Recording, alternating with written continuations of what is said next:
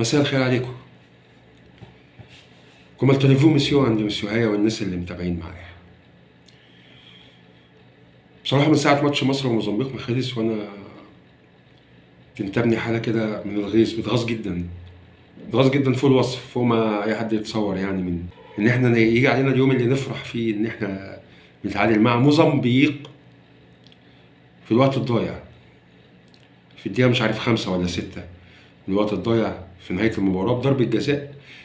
ربنا استرها ان هي خشت كمان، يعني ان هي دخلت، لان هي كان ممكن تخرج بكل سهولة يعني لو انحرفت سنة. اللعيبة المفروض ان هي عندها امكانياتها عالية، احسن لعيبة في مصر موجودين في المنتخب. طبعا في شوية لعيبة تانية ما اتاخدوش برضو في الاختيارات، ده من ضمن ظلم الاختيارات. حتى اللعيبة اللي اتاخدوا في ناس ما شاركتش في المباراة، ما اعرفش ايه السبب. كنا مفتقدين ناس كتير قوي كانت بره، كان ممكن تخلي منظر منتخب مصر افضل من كده بكتير. وده دل على شيء يدل ان احنا شبه ما عندناش مدرب. انا هتكلم كده على كام لعيب مضايقني جدا يعني. محمد صلاح خايف على رجله، ده اللي انا شايفه انه خايف على رجله. ويا ريت ما يزعلش مني ولا حد من اللي بيحبوا محمد صلاح يزعلوا مني، لان لعيب في حجم محمد صلاح والنادي اللي بيلعب فيه والانجازات بتاعته والارقام الشخصيه والفرديه اللي هو حققها ودعمنا ليه ونجم مصر الاول، فيخلينا عشمنا ليه يكون زياده في انه في الماتشات اللي زي كده اللي هي المفروض سهله عليه يكون هو كفه الترجيح بتاعتك. مصطفى محمد عمل اللي عليه في جون، جاب جون حلو وممتاز تمام، ضيع انفراد اي نعم بعديها، بس كل اللعيبه بتضيع مفيش مشكله. مرموش نزل بيقع على وشه. امام عاشور الحبه اللي شاركهم ما عملش اي حاجه، ميس باص فظيع، كور مش مظبوطه، قد يكون ملحقش يتاقلم مع الفريق، وده اللي يخلينا اقول ان هو كان محتاج فرصه اكبر. النني بيلعب ليه؟ انا شايف ان النني المفروض اصلا ما يمارسش كره القدم خالص، لان هو يعني انا لما يكون عندي لعيب دولي وبيلعب بقاله 10 سنين، اي نعم هو احتياطي ال 10 سنين يعتبر بره، بس انت بتلعب في نادي كبير، يعني ارسنال ده في التوب ليفل. النني المفروض يحلق يا جماعه، المفروض يحلق. الراجل واقف في نص الملعب، شعره كبير، تايه، مغمى عينيه، يعتبر مش عارف يبص في كل الاتجاهات. انتوا تعرفوا ان الجيل الذهبي بتاع مصر اللي خد 3 بطولات كاس افريقيا 2006 2008 2010، تعرفوا ان الجيل ده امكانياتكم ممكن تكون اعلى منه، بس عارفين الفرق ايه؟ هم ارجل منكم، كانوا ارجل منكم في الملعب. وبعدين تعالى قول لي هنا صلاح انت والنني، انا مش عارف انتوا بتيجوا هنا بتبقوا قلبين الشوكه علينا ليه؟ يعني صلاح انت بتيجي في منتخب مصر بتبقى قالب وشك ومكشر وما بتضحكش للرغيف الطري زي ما بيقولوا. تروحوا شوفوا في ليفربول الضحكه بتبقى كده مرسومه، بقه هيوصل لحد قفاه وهو بيضحك. انا مش فاهمكم بصراحه. انا لو قرفانين مننا خلاص قول لنا مش هلعب يا عم، ما تجيش. على الاقل واحد زي زيزو ياخد فرصته ان هو يلعب في المكان الطبيعي بتاعه. احنا بنلاعب زيزو في مكان غير مكانه عشان خاطر سيادتك. طب وبعدين قرفان مننا ليه؟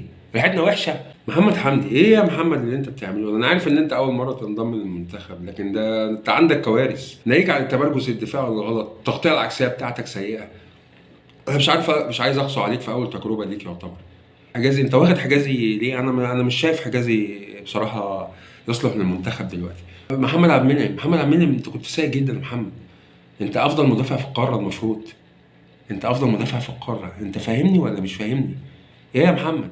تمام، بنتضرب بكور من القلب، من القلب. ازاي انا مش فاهمها؟ ازاي يا محمد؟ اخص عليك يا محمد. بعدين يا صلاح احنا غيرنا لك كل حاجه، قعدت تقول غيروا مكانكم وغيروا مش عارف ايه، احنا غيرنا لك الناس وغيرنا لك المكان وغيرنا لك كل حاجه ومش شايف اي فرق معاك. بعدين يا صلاح احنا غيرنا لك كل حاجه، قعدت تقول غيروا مكانكم وغيروا مش عارف ايه، احنا غيرنا لك الناس وغيرنا لك المكان وغيرنا لك كل حاجه ومش شايف اي فرق معاك. انا مش فاهم والله. هاني محمد هاني ما تعتبر ده كاس العالم، اعتبره كاس العالم وعديها يا عم. اديني الاداء اللي بتعمله في كاس العالم مع الاهلي، الله يبارك لك. فكر فيها كده هتلاقيها مربوحه. استاذ فيتوريا، هو انت قلت قبل كده على مروان عطيه انك لقيت ضلتك، صح؟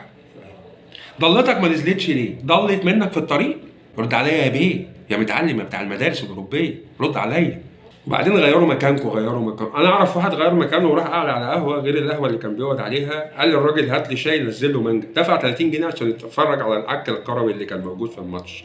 الماتش اللي جاي غانا، الماتش اللي جاي غانا، الماتش اللي جاي غانا. اقولها لكم، انا واقف اهو، نبطشي قاعد على واقف على مسرح ماسك الحديد وعمال اتكلم. الماتش اللي جاي غانا، الماتش اللي جاي غانا، الماتش اللي جاي غانا. لو ما كسبتش تبقى بح، لو ما كسبتش تبقى بح. اقول لكم ايه تاني؟ ايه يا جدعان؟ وعلي محمد علي المعلق ده انا نسيته، كويس انا افتكرت. لا يا علي، لا يا علي، لو قعدنا 3000 سنه بنتفرج على ماتشات انت اللي بتعلقها، انا عارف ان منتخب مصر مش هيجي قدام. يا علي حرام عليك يا علي، يا علي حرام عليك يا علي، انا بقيت اتشائم مجرد ما بسمع نبره صوتك يا علي. حرام عليك، وقاعد تقول اصل الجو واصل الحراره. ايه يا عم الكلام ده كان بيتقال في الثمانينات والسبعينات، خلاص ما بقاش ياكل معانا دلوقتي. كل اللعيبه اللي في كل المنتخبات ديت كلها لعيبه محترفه، كلها لعيبه محترفه والله، بتلعب برضه في اوروبا. ها، ومش انت الوحيد اللي بتلعب، عندك لعيبه بتلعب في اوروبا، كل اللعيبه محترفه. يعني برضه بتلعب في اجواء تانية والدنيا تانية، حلو، ورطوبه ومش عارف ايه والكلام دوت، حلو. منتخب موزمبيق ما كانش احسن منك، انت اللي كنت وحش، عشان كده انت اتعادلت بضربه جزاء ربنا بعتها لنا مخصوص، كان ممكن الحكم يعديها عشان خاطر احنا، عشان خاطر الجمهور، الناس الغلابه اللي كانت قاعده هيجي لها شلل. 3 نقط اتوزعوا، نقطه راحت للمنتخب، نقطه راحت لموزمبيق، واحنا جالنا نقطه الحمد لله تعالى. يا راجل يا مؤمن، ده احنا صوبنا تصويبات كتير قوي على المرمى، كله بره 3 خشبات، كله بره 3 خشبات. زيزو لوحده شايط 6، 10 منهم طلعوا بره. ايه يا جماعه في ايه؟ ما تروقوا كده. مرموش، بتوع على وشك مرموش، بتوع على وشك. ها، ما انت بتلعب في المانيا، ما انت بتلعب عند الناس اياهم. النقطه جت لنا بالزياده. اشوفكم على خير، كفايه كده.